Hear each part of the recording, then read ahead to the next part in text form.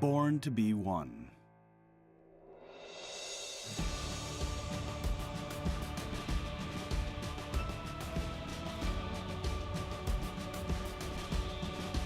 Coming together to redefine container shipping.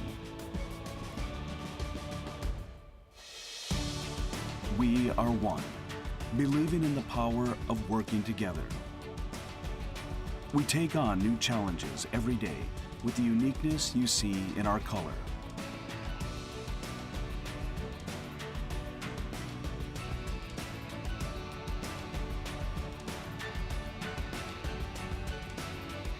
Overcoming obstacles beyond borders and cultures.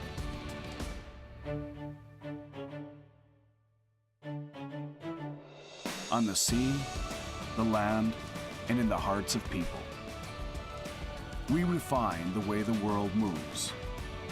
One has power. The strengths of many united. As a team with customers and partners, we can give life to a new way to move the world.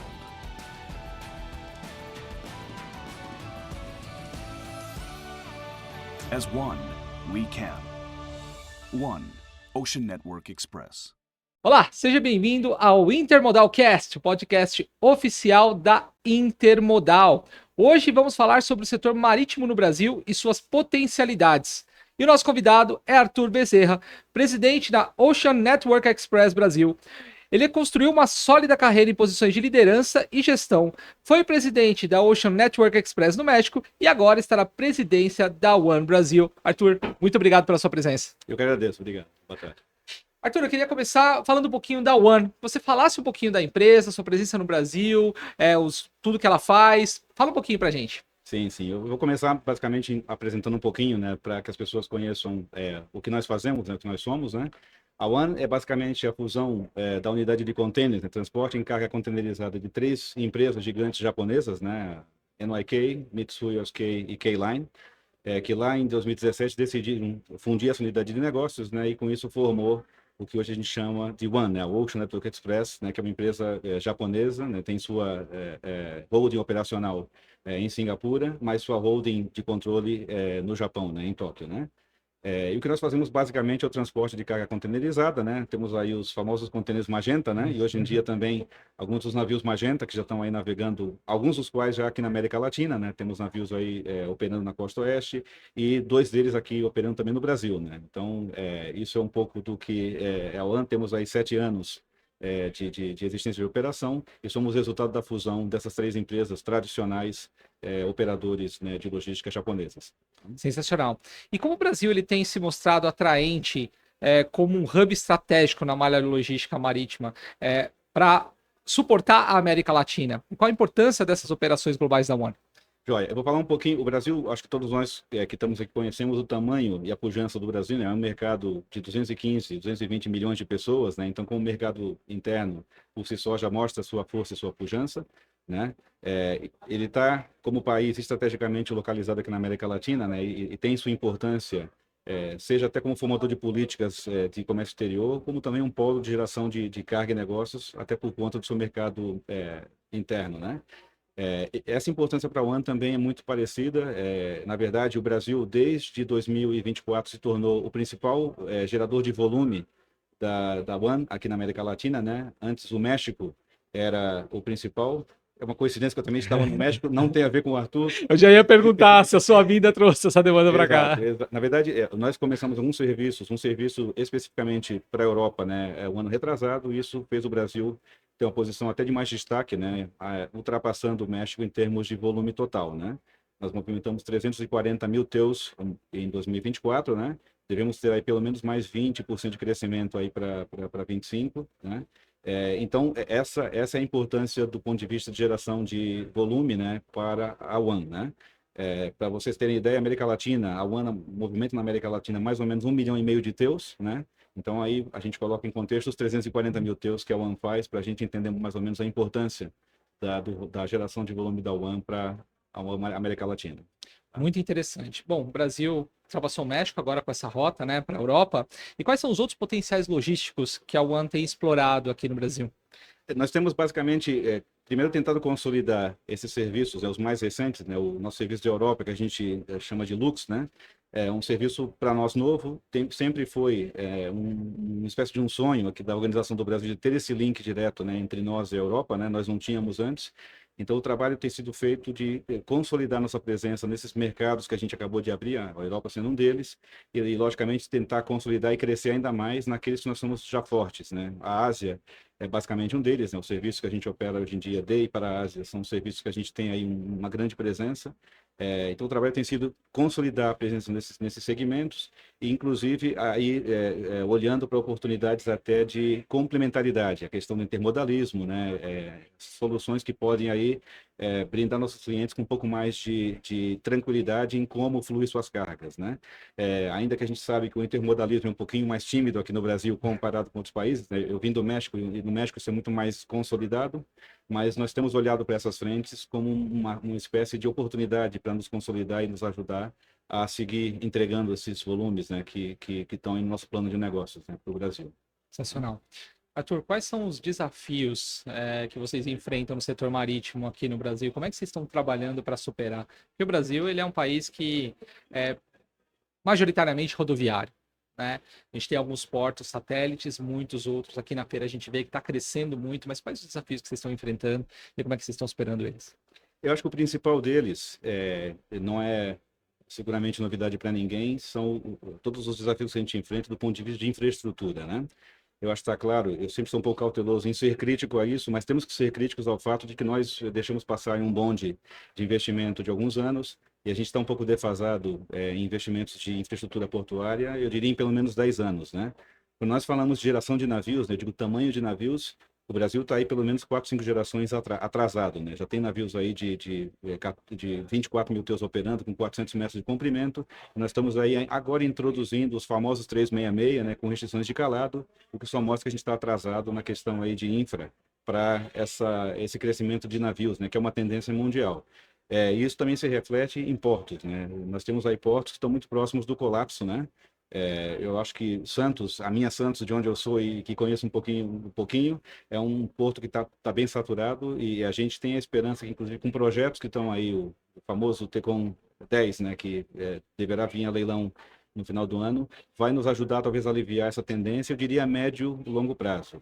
A curto prazo nos preocupa um pouquinho justamente essa falta de infraestrutura, que já se vê aí nos gargalos, né, atrasos de navios, existe todo um efeito cascata, que é bom que as pessoas entendam que ele também, os armadores também participam dele, mas não são os únicos atores da cadeia, né? Tem toda uma gama de atores aí, os terminais, os portos são principais atores aí para que haja fluidez nas operações de navios e que as cargas descarreguem, embarquem no seu tempo e cheguem no seu destino a seu tempo.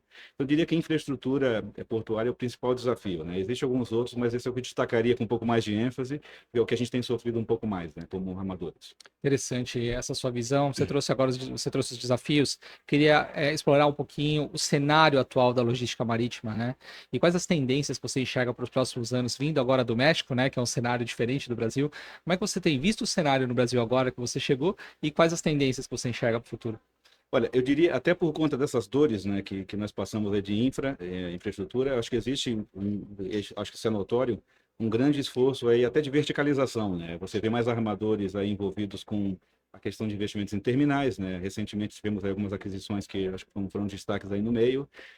Então acho que é uma tendência que já eu diria, meio que consolidada no exterior, né? Existem alguns críticos a ela, mas eu acho que é uma tendência que vem aí a gerar eficiência para as operações portuárias. Os armadores, além do seu expertise, trazem também aí a carga, né? Eles têm aí o know-how de geração dessas cargas, então é uma tendência que a gente vê acontecendo e não sabemos exatamente como vai funcionar alguns dos leilões, perdão, que virão, né? O STS-10, mas acho que é uma tendência que eu destacaria. Eu acho que a outra é justamente essa figura de tentar unificar a questão de intermodalismo, né? Como eu comentei, é uma figura mais consolidada em outros países, né? O Brasil, acho que ainda engatinha um pouquinho nessa questão. Acho que houve avanços, né? A própria questão da reforma tributária, uma vez regulamentada, pode dar essa segurança jurídica e facilitar essa questão de intermodalismo, mas é uma tendência que a gente já vê as empresas falando um pouquinho mais, querendo mais essa questão de one-stop shop, né? One-stop shop, do cliente ter um único ponto de contato. E nós, como operadores aqui, estamos observando de perto essas tendências também de intermodalismo, né? De como que a gente vê essas oportunidades e, quando possível, participa também, né, dessas oportunidades de intermodalismo. Maravilhoso. De que forma a One Brasil está se posicionando estrategicamente para acompanhar as transformações do mercado global do transporte marítimo? Bom, esse tem sido um tema, eu acho que tem gerado aí bastante discussão e aprendizado nos últimos 3, 4 anos, né? Eu costumo dizer que, em que pese a tragédia que foi o Covid para todos nós, né, a perda de vidas, houve muito aprendizado positivo também, um legado positivo do ponto de vista de como as coisas começaram a funcionar, né, e do ponto de vista de negócio, até como nós humanos funcionamos, consumo e tudo isso, né? E eu acho que esse aprendizado deixou para a gente aí algumas lições seja de organização de serviços, né, pensar um pouco mais aí na questão do famoso nearshoring, né, e como que a gente se prepara para essa questão de aproximação dos mercados e do seu consumo. Nos fez mais resiliente, mas a gente vê que eles não param por aí, né? Acho que está todo mundo testemunhando o que tem acontecido nos últimos dias, né, com a questão aí das tarifas, e tem sido variáveis diárias, né? A gente falava, quando começou a discussão, falando de China especificamente, de tarifas de 100%, já bateu aí 245 e parece que não para por aí, né? Isso tudo faz com que isso gere impactos aí, alguns não tão desejáveis da nossa cadeia de serviços, né, logística, e nos força a se adaptar, né, e responder essas tendências que, no caso, são mundiais, né? O Brasil está no meio dessa conjuntura, mas ele acaba sendo indiretamente afetado, né? Eu espero que aí positivamente com a questão dos commodities, né, que a gente tenha uma oportunidade de até ter a China como mercado principal, né, dessas mercadorias, mas diretamente já vemos aí globalmente impactos, por exemplo, no nosso serviço Transpacífico, né, que é o serviço entre a Ásia e Estados Unidos. A gente já vê uma afetação de curto prazo muito ligada às restrições a navios chineses, né, e negócios com a China. Então, a nossa questão é responder essas tendências, né, e tentar ver como é que a gente, com a resiliência construída na pandemia, a gente aprende um pouco mais e tenta continuar respondendo bem a essas mudanças que vão continuar acontecendo, né? Essas variações aí, hoje em dia, geopolíticas, né, e tudo, mas elas também nos dão resiliência de se adaptar e ver como é que a gente vai adiante, ou saca adelante, como diz o mexicano. Importante. A inovação ela tem sido um pilar importante da One, né? Queria que você falasse um pouquinho da solução Container Plus, como ela funciona e de que maneira ela tem impactado a eficiência operacional.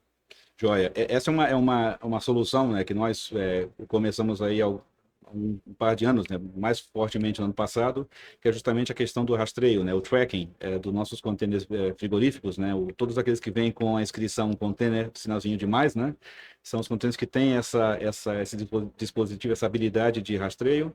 E o bom é que, independente, além dos movimentos logísticos dessa carga, né, ele também dá para os clientes aí dados bem interessantes sobre a própria mercadoria, a própria carga, né? Questões de temperatura, questões de controle de atmosfera, né? Umidade, tudo isso. E o cliente consegue, no seu celular, no seu laptop, baixar essas informações e ter acesso em tempo real das variações da carga dele, além, é claro, do próprio rastreio da mercadoria, seja em terra, seja depois de estofada, seja nos navios também, seja no destino. Isso dá ao cliente essa ferramenta de visibilidade e transparência, né? Então é uma coisa bem interessante. A gente está vendo uma boa resposta dos nossos clientes, né? E é uma ferramenta que tem sido bem interessante na questão aí de tecnologia, né? De facilidades para ajudar os nossos clientes, né? E inclusive a própria gestão interna da One, porque também nos dá visibilidade dos fluxos, né? Ajuda a planejar e tudo isso. Então é uma coisa bem bacana aí para as pessoas testarem, né? E começarem a usar também. Muito interessante. E como a One enxerga o papel do Brasil na logística global? E quais investimentos são necessários para ampliar essa posição? Eu repito um pouco do que eu falei, né? Somos um mercado muito grande, né? Uma economia destacável, e temos um protagonismo aí do ponto de vista de o que chamam de segurança alimentar, né? As famosas commodities, e principalmente na questão de segurança alimentar. Isso tem ficado muito evidente com toda a questão geopolítica, né? Sem entrar aqui em posicionamentos políticos, mas é muito importante existir uma neutralidade quando a gente fala de negócios, né? E saber que o papel do Brasil é estratégico do ponto de vista de negócio, né? Para a sua economia, né? Então é inegável que o Brasil vai continuar tendo esse papel, né? Respondendo aí às demandas mundiais aí para a questão de alimentos, né? Repito, é muito cedo ainda para a gente falar sobre a questão tarifária, né? No caso dos Estados Unidos, mas a gente acredita que até pela demanda que vai continuar tendo de países como a China por consumo e principalmente alimentos, é inegável que o Brasil vai ter esse protagonismo aí de como responder a essa mudança e justamente isso nos traz oportunidades, né, de negócios. Isso do ponto de vista mais da notícia boa sobre o protagonismo. O que eu reitero também, para que isso funcione, a infra, principalmente a portuária, vai ser crítica, né? E não só ela, né? A questão de ter portos bem aparelhados e modernos, toda a questão de ligação terrestre, né? Rodovias e principalmente ferrovias, né? Que consigam dar aí também fluidez às cargas. E, claro, eu digo ferrovia até pela questão até ambiental, né? Nós temos aí nosso famoso Green Strategy, né? A estratégia verde. Então, prezar por modais que vão ao encontro, né, dessas tendências e que deem fluidez e sustentabilidade aos fluxos logísticos vai ser muito importante.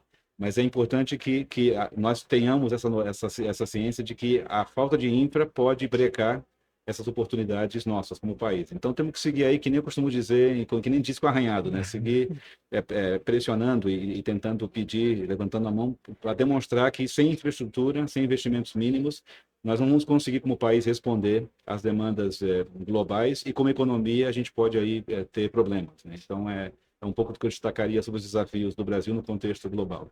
Importante. Você falou um pouquinho de sustentabilidade agora, eu queria trazer digitalização. Como é que ela está integrada na estratégia da One Brasil no desenvolvimento do setor marítimo? Ela vem forte, o meio em si já tem se readaptado, né? E foi outra coisa, outro legado que eu acho que é positivo do próprio tempo da Covid.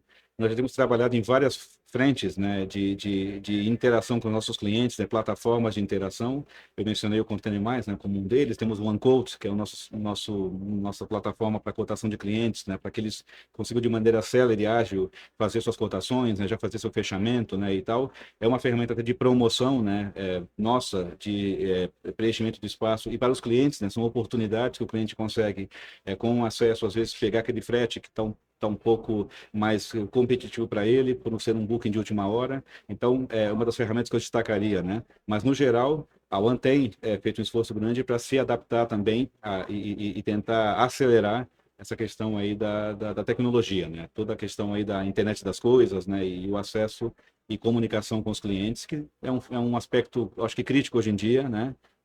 Pela dinâmica com a qual as coisas hoje em dia funcionam, e repito que acho que foi muito acelerada também pela questão da pandemia.